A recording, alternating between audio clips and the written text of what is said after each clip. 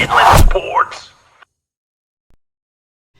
What's up, guys? It's Pep Fernandez from the Inland Sports Show. You know, every part of the journey is the end, and here we are, the final Boost Top 25 poll of the season, our final rankings of the year. We had a lot of our top-ranked teams bow out in the quarterfinal round of the CIF Southern Section playoffs, so this is it, our final rankings of 2022. Well, let's take a look. Centennial will end up on top. Citrus Valley, Chaparral, Cajon, and Norco round out the top 5. Murrieta Valley in at number 6. I keep thinking about that crazy overtime game that Murrieta Valley had against Norco. That's why they're just one slot back behind the Cougars. Aquinas comes in at number 7, but the Falcons season lives on. The Falcons are not done. And the season's also not over for San Jacinto. In Division 6, the Jack in the semifinals. They will be home against Calabasas this week. Aquinas will be on the road at St. Francis. So those two teams in the top 10 are still in the hunt for championships. And at number 9 is Orange Vista, and rounding out the top 10 is the Ramona Rams. On the other side, Vista Murrieta leading a host of Big West Conference teams. There's Beaumont in at 14. Harupa Hills, your Sunkist League champion, in at 17. And you go down the list. Another thing to point out here, the Rancho Verde checks in at number 21. Can't ignore what the Mustangs have done in the back half of the regular season and now in the playoffs. I mean, Rancho Verde is in the Division 8 semifinals, and that has got to count for something. A great run by head coach Eric Zomal and the Mustangs. We got Vista Del Lago right ahead of Rancho Verde in at number 20, and we could have a Vista Del Lago versus Rancho Verde championship game in Division 8 if they can both win in the semifinals this week. So those are the kind of the couple things I wanted to point out in our final Boost Top 25 of the season. If you didn't see already, Centennial falling to Mission Viejo 31-28 in the Division 1 quarterfinals. I was shocked just like everyone else. I had the Huskies penciled in the semifinals. Facing against St. John Bosco. I think everyone did as well, assuming that the winner of Centennial and Bosco would meet Mater Dei for the championship.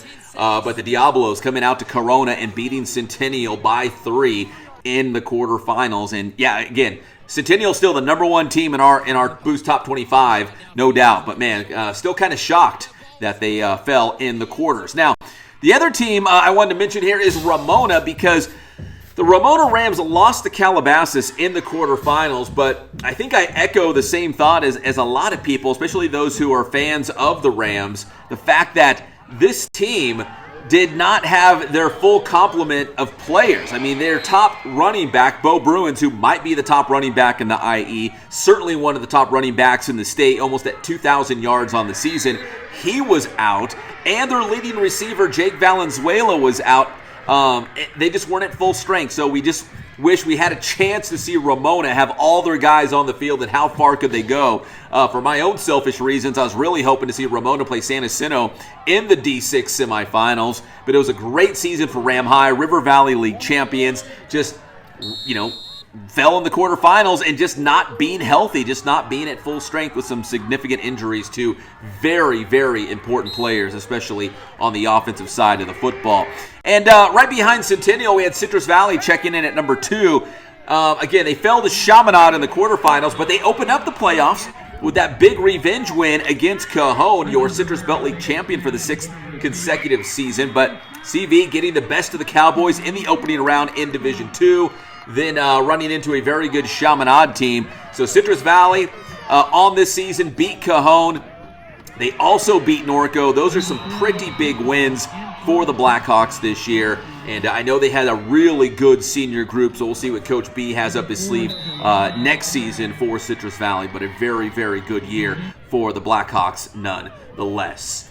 All right, so that's going to do it for our final Boost Top 25 poll of the season. Thanks for watching and commenting and questioning the Boost Top 25 all season long. It's a lot of fun, and it's difficult. It's hard gauging the rankings and, based on who beat who and how good is that other team and what's their strength of schedule. And, are they 7-0 because they played a lot of lesser teams, or are they 5-3 because they played some good teams, and the record doesn't indicate how good this team is. So it's been a lot of fun, and we appreciate just the back and forth, being able to talk to you guys about it and get your feedback on the Boost Top 25. So again, that's our final Boost Top 25 of the season, because we've only got a handful of teams still in the playoffs and only a handful in the top 25. Again, Aquinas, San Jacinto, Vista del Lago, Rancho Verde, they're all right there, still in the semifinals in the hunt for CIF Southern Section Championships.